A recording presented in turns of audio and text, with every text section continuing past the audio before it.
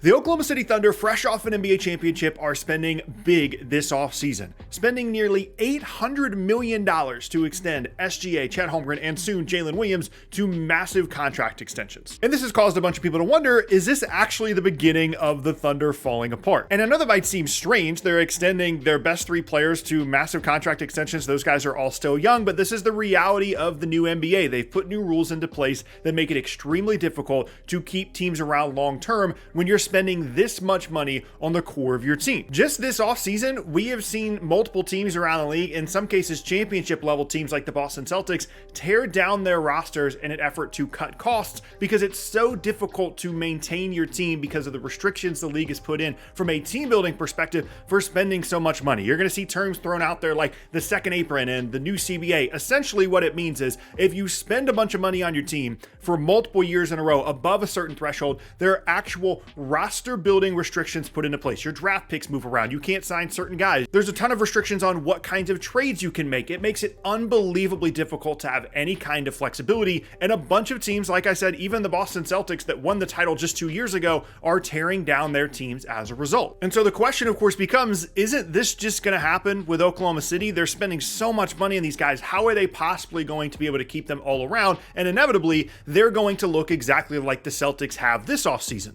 Right? No, that's just frankly not the case. That's the point of the whole video. There are people just throwing these terms around, second apron, new CBA, and they're throwing the terms around without an actual understanding of them, and they're completely misrepresenting the situation in Oklahoma City. Let's compare Oklahoma City to what happened in Boston this offseason. Everybody's seeing Jrue Holiday, Kristaps Porzingis. These guys are leaving via trades. They've got other guys off their bench like Luke Kornet that are leaving in free agency, and they're just assuming, well, this is what happens. You get a 2-year window, you spend too much money, and you have to get rid of salary. Well, Boston didn't have to get rid of any of their core guys. Derek White, Jaylen Brown, and Jason Tatum are all still there, and they're going to be underneath the second apron this offseason. It is possible to roster your core three players and the rest of your roster and be under the second apron, as evidenced by the Boston Celtics. It's not an impossibility to have three giant contracts and still be under the second apron, and one of the main reasons the Celtics even made those moves in the first place is because Jason Tatum tore his Achilles. Now, they still might have cut costs in other ways, but adding Jrue Holiday and Kristaps Porzingis 2 years ago was their way of winning a title, and those were always the luxury pieces, similar to some of the pieces in Oklahoma City that we'll talk about later. The core of the team is still there. They get rid of the salary, they duck the second apron for a year, and then they're going to be fine moving forward into the future. You compare that to Oklahoma City, and the situation is completely different. All their guys are young, all their guys are healthy, and they are as well set up to deal with this new CBA, the second apron, all these things as any team has been in the history of the league. Now, there are still concerns in Oklahoma City. You're going to be worried about the luxury tax and the team's willingness to pay that. You're going to be worried about injuries with these guys. You're going to be worried about the rest of the roster and trying to build around them. But if you're concerned about one of Chet, Jalen Williams, or SGA just not being on the team in a few seasons because the roster's too expensive and the second apron just forces them to, that's just not going to happen. So let's break this down.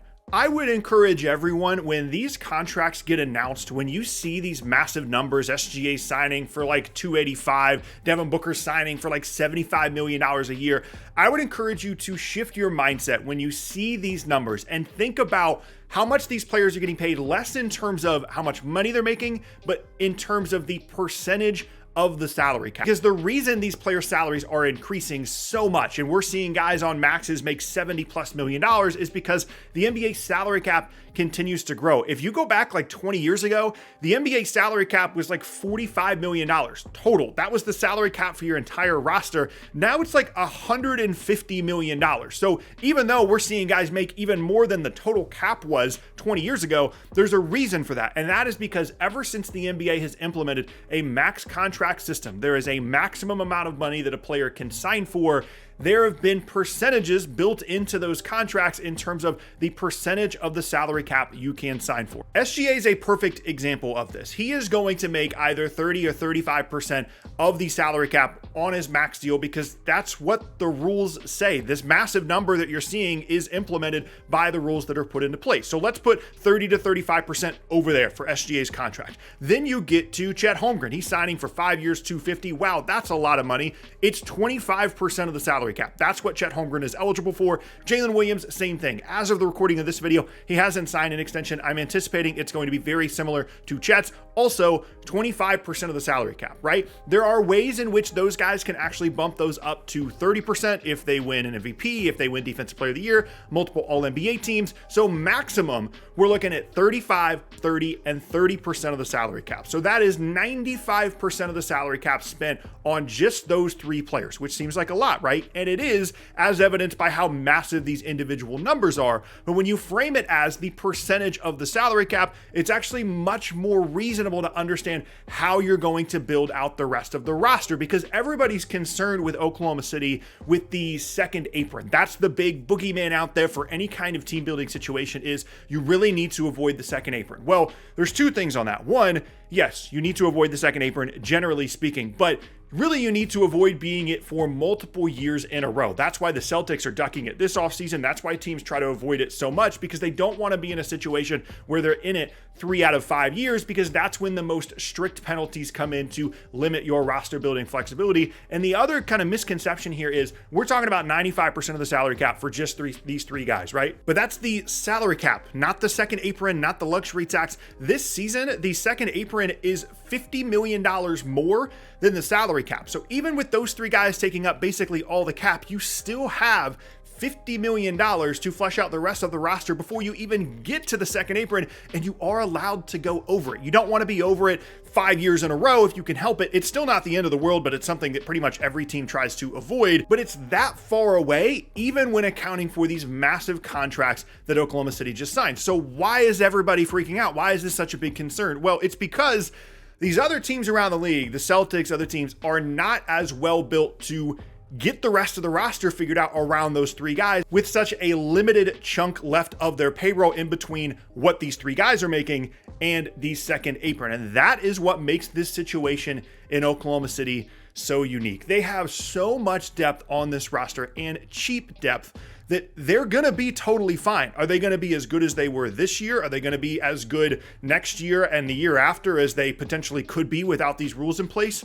No, they're going to lose guys like Isaiah Hartenstein. At some point, they will probably trade Alex Caruso and or Lou Dort, but they have Cason Wallace. They have Topic, who they drafted in the lottery last year. They just drafted another guy with a top 15 pick. They have all of these future picks as well. They had to trade away Dylan Jones so that they could roster their first round pick this year, a guy they picked 15th overall, because they didn't have any roster spots left, because the rest of the roster, the other 15 guys, are just that good that they had to dump someone just to add a guy that was picked 15th overall in this draft. And that is the main difference between Oklahoma City and all of these other teams. So if you're concerned about Oklahoma City losing Jalen Williams or Chet or SGA, or maybe you're excited about it, you want the Thunder to fail, you're concerned about this dynastic team, you want them to fall apart, and you're hoping the second apron is going to do that, it's not going to happen to one of those three guys. It's going to happen to Isaiah Hartenstein, it's going to happen to Lou Dort, it's going to happen to Alex Caruso, and there's going to be a lot of pressure on Oklahoma City to draft well in the first round with all these picks that they have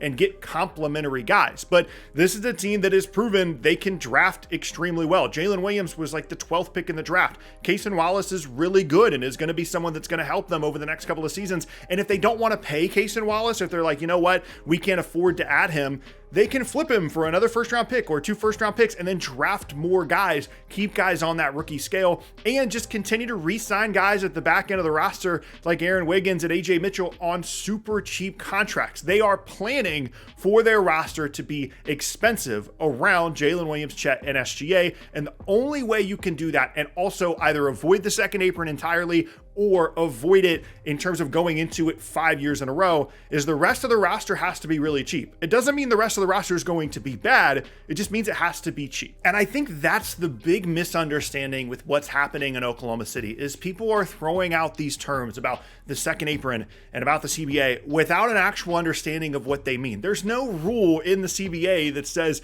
if you have 3 max contract players, you have to trade one of them to avoid some imaginary line within a couple of seasons. That's That's not what it says. All that it says is, here's an imaginary threshold that you should probably try and avoid. It's called the second apron. If you go into it, there's team building restrictions. If you're in it multiple years, there's a lot of team building restrictions. But if you're able to avoid that number and still field the rest of your roster, you are still perfectly capable of having 3 max contract players all on your team and field an okay roster with the rest of the team, which is exactly what Oklahoma City is planning to do. Now, having said that, there are ways in which this is going to hurt Oklahoma City compared to the past rules for the NBA. Isaiah Hartenstein in 2 years, probably not going to be on the team unless he takes a massive pay cut. Lou Dort, Alex Caruso are guys I could see them trading and trying to get, Cason Wallace and other guys on the roster to step up into the starting lineup. And the other thing people are going to point out is the luxury tax, right? Because Oklahoma City, historically, there have been historical examples, I should say, that the organization does not want to pay the luxury tax. People go back to when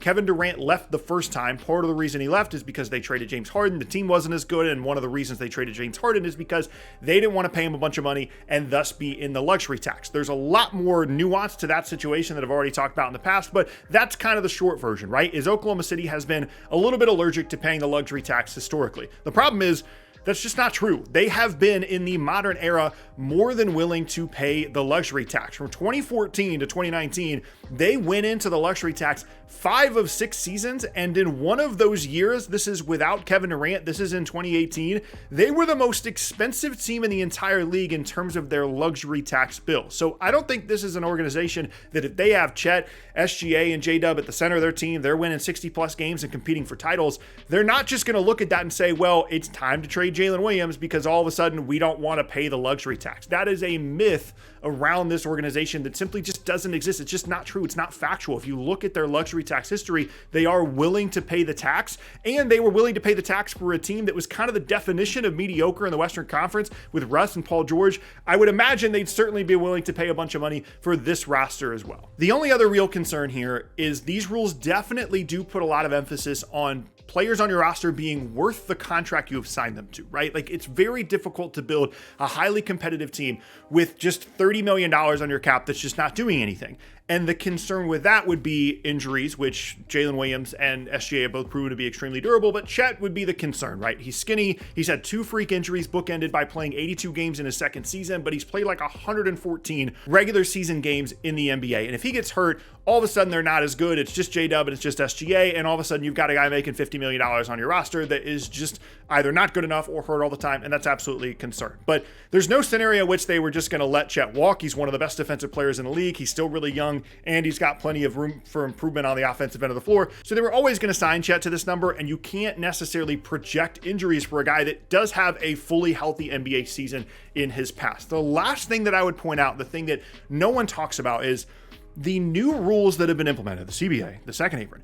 These things do not last forever. Like, this CBA runs until the 29-30 season, which is not that far away. And these new contracts that the Thunder have put into place, the SGA extension, the Chet extension, the J-Dub extension, it's not like they go into effect immediately. Chet and J-Dub's new deals don't even kick in until the 26-27 season, and SGA's in the 27-28 season. So even in a scenario in which all 3 of those guys, as I outlined earlier, are making basically the entirety of the salary cap between those 3 players, the rules could very well change a few years after those guys go on to those deals, and they could just be a little bit cheaper around the margins and get rid of guys like Lou Dort if they wanted to, not be as good, but still be pretty good. And then the rules change after the 29-30 season, and maybe the second apron doesn't exist. Maybe we go back to a system in which you're able to just spend as much as you want to as long as you're willing to write the checks. These rules are not forever, and even if they are, Oklahoma City is as well set up and well positioned as you could possibly be, because the secret about these rules is, 1, understanding them before you talk about them, and 2,